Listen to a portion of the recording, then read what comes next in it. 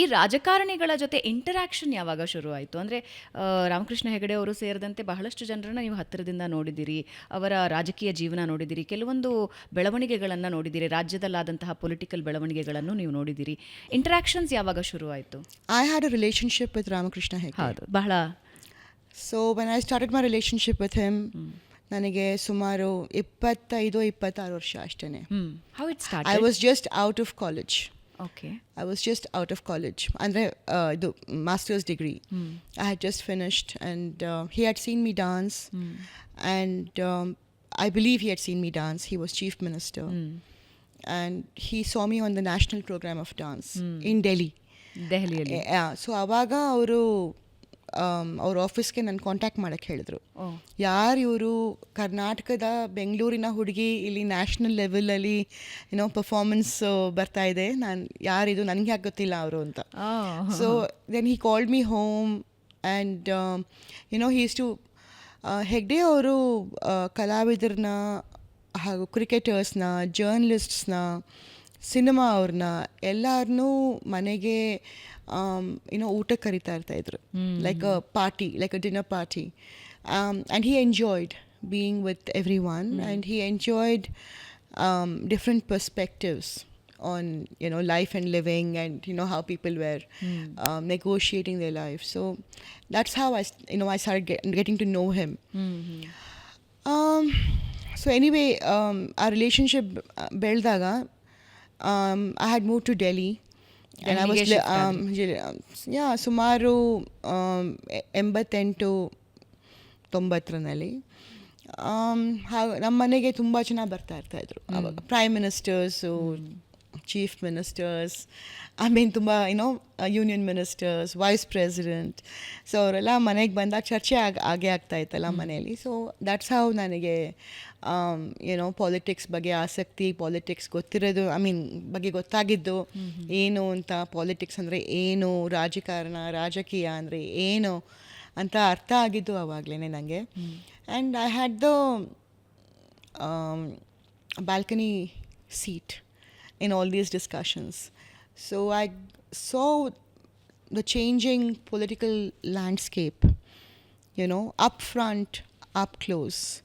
And I think it was, exciting and, invigorating actually. And ಬಹಳ ದೊಡ್ಡ ವ್ಯಕ್ತಿಗಳನ್ನ meet ಮಾಡಿದೆ ಹಾಗೆ ಹೆಗ್ಡೆ ಅವ್ರ ಮೂಲಕ. ಆ್ಯಂಡ್ ಮೀಟ್ ಮಾಡಿದೆ ಅಂತಂದರೆ ನನಗೇನು, ನಂದು ಪರ್ಸ್ನಲ್ ಯೂಸ್ಗೆ ಅವ್ರನ್ನ ಅವ್ರ ಇನ್ಫ್ಲೂಯೆನ್ಸ್ ಬೇಕು ಹಾಗೆಲ್ಲ ಏನೂ ಇರಲಿಲ್ಲ ನನಗೆ. I was just interested in the debate and discussion of what was happening and what was going on in the political arena. So in that, so I had like they say, a ringside view of politics. Ramakrishna Hegde ಅವರಿಂದ ರಾಜಕೀಯದ ಬಗ್ಗೆ ಆಸಕ್ತಿನೂ ಬೆಳೀತು, ಮತ್ತು ಅದರ ಹಲವು ಘಟನೆಗಳು, ಹಲವಾರು ಬೆಳವಣಿಗೆಗಳಿಗೆ ನೀವು ಸಾಕ್ಷಿಯಾಗಿದೆ. ಕೆಲವೊಂದು ಡಿಸ್ಕಷನ್ಸ್ ಆಗುವಾಗ ನಿಮ್ಮ ಗಮನಕ್ಕೂ ಬರ್ತಾ ಇತ್ತು. ರಾಮಕೃಷ್ಣ ಹೆಗಡೆ ಅವರು ಹಾಗೂ ಪ್ರತಿಭಾ ಪ್ರಹ್ಲಾದ್ ಹೆಂಗೆ ವರ್ಣಿಸ್ತೀರಿ ನೀವು? ನಾನು ಯಾಕೆ ವರ್ಣಿಸ್ಬೇಕು? ಬೇರೆಯವರು ಪೀಪಲ್ ಹ್ಯಾವ್ ದರ್ ಒಪಿನಿಯನ್. ನನ್ನ ಪ್ರಕಾರ ಜೀವನದಲ್ಲಿ ಎಲ್ಲ ಕೂಡ some things are predestined. Okay, and you can change that. You have to go along and live your destiny. And I think that Ramakrishna ಹೆಗ್ಡೆಗೂ ನನಗೂ ಏನೋ ಒಂದು ಪೂರ್ವಜನ್ಮದ ಸಂಬಂಧ ಇತ್ತು.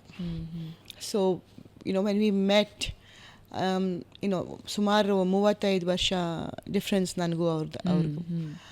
ಆದರೆ our relationship was very solid. He had a lot of respect for me. He had a lot of respect for my thought, my ideas, my thinking. And I had enormous respect for him. The whole world had, at that time in Karnataka and India, he was the most respected, political figure. So I had enormous respect for him. So I have, he used to say that, ಅವರೇ ಹೇಳ್ತಾ ಇದ್ರು, that we are soulmates from a different lifetime anta. And I think that was what it was. ಅವರ ಪ್ರಭಾವ ನಿಮ್ಮ ಜೀವನದ ಮೇಲೆ? ನಾನು ತುಂಬ ಚಿಕ್ಕವಳು ಅವ್ರನ್ನ ಭೇಟಿಯಾದಾಗ. ನೀವು ಹೇಳಿದ ಹಾಗೆ 35 ವರ್ಷಗಳ ಡಿಫ್ರೆನ್ಸ್ ಇತ್ತು. ನನಗೆ ಸುಮಾರು 25-26 ವರ್ಷ ಅವಾಗ, fresh out of college, trying to make a career in dance, trying to make a career in in mass communication and all that. So ತುಂಬ ದೊಡ್ಡ ವ್ಯಕ್ತಿ, ಹತ್ತಿರದ ಸಂಬಂಧ ಇದ್ದಾಗ ಪ್ರಭಾವ ತುಂಬ ಇರುತ್ತೆ ಅಲ್ವಾ. ಹೆಗ್ಡೆ ಅವರು ಸಾಧಾರಣ ವ್ಯಕ್ತಿ ಅಲ್ಲ. ಅವರು he was one of a kind. And ನಾನು ಒಬ್ಬಳೇ ಅಲ್ಲ ಇದು ಹೇಳೋದು. ಯಾರ್ಯಾರು ಅವ್ರನ್ನ ಭೇಟಿಯಾಗಿದ್ದಾರ, ಇಲ್ಲ ಯಾರು ಅವ್ರನ್ನ ನೋಡಿದಾರೋ, ಅವ್ರ ವಿಚಾರ ಕೇಳಿದಾರೋ, ಇಲ್ಲ ಅವ್ರ ಬಗ್ಗೆ ಓದಿದಾರೋ, ಅವರೆಲ್ಲರೂ ಕೂಡ ಅದೇ ಹೇಳ್ತಾರೆ. But he was one of the most unique politicians that they have encountered. And so in that sense, Hegde ಅವರು ಸಿಕ್ಕಾಪಟ್ಟೆ ಬುದ್ಧಿವಂತರು.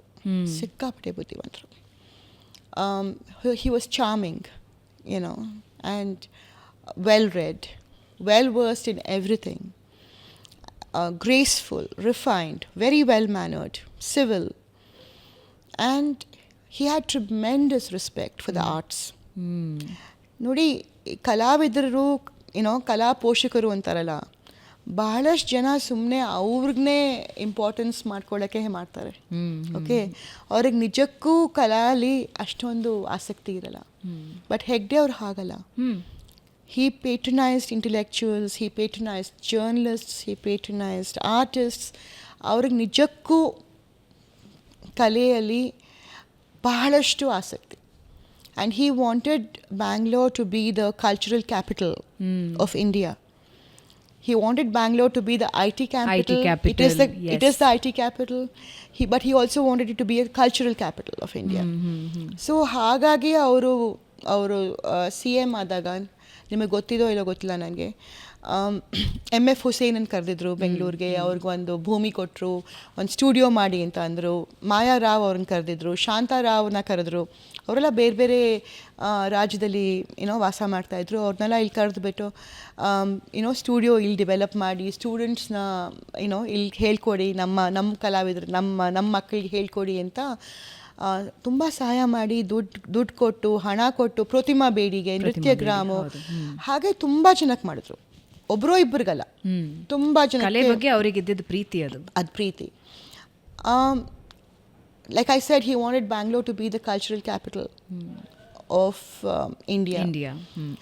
And he wanted it to be the intellectual capital of India.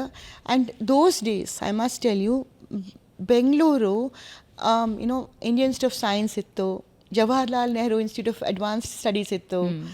So and ಎಷ್ಟೊಂದು engineering ಕಾಲೇಜಸ್ಗೆ ಇವರು ಇದು ಕೊಟ್ಟರು, ಶುರು ಮಾಡಿದ್ರು. National law school, the very first national law school ಶುರು ಆಗಿದ್ದು ಬೆಂಗಳೂರಿನಲ್ಲಿ. ಅದಕ್ಕೆ ಭೂಮಿ ಕೊಟ್ಟರು, ಅದಕ್ಕೆ ಪ್ರೋತ್ಸಾಹ ಕೊಟ್ಟರು ರಾಮ್ ಜೇಠ್ಮಲಾನಿ ಅವ್ರ ಜೊತೆ ಕೂಡಿ. ಇವತ್ತು ನ್ಯಾಷನಲ್ ಲಾ ಸ್ಕೂಲ್ ಅಂತಂದರೆ ಅದು it's suppose be a prime institution in the country. So ಹಾಗೆ ಸಾಕಷ್ಟು ಇಂಟೆಲೆಕ್ಚುಯಲ್ ಕ್ಯಾಪಿಟಲ್, ಬ್ಯಾಂಗ್ಳೂರ್ಸ್ ಇಂಟೆಲೆಕ್ಚುಯಲ್ ಕ್ಯಾಪಿಟಲ್ನ ಅಡ್ವಾನ್ಸ್ ಮಾಡೋಕ್ಕೆ ಕೂಡ ತುಂಬ ಶ್ರಮ ವಹಿಸಿದ್ದಾರೆ. ಆಮೇಲೆ ಅದಕ್ಕೆ ಆದ್ಯತೆಯೂ ಕೊಟ್ಟಿದ್ದಾರೆ.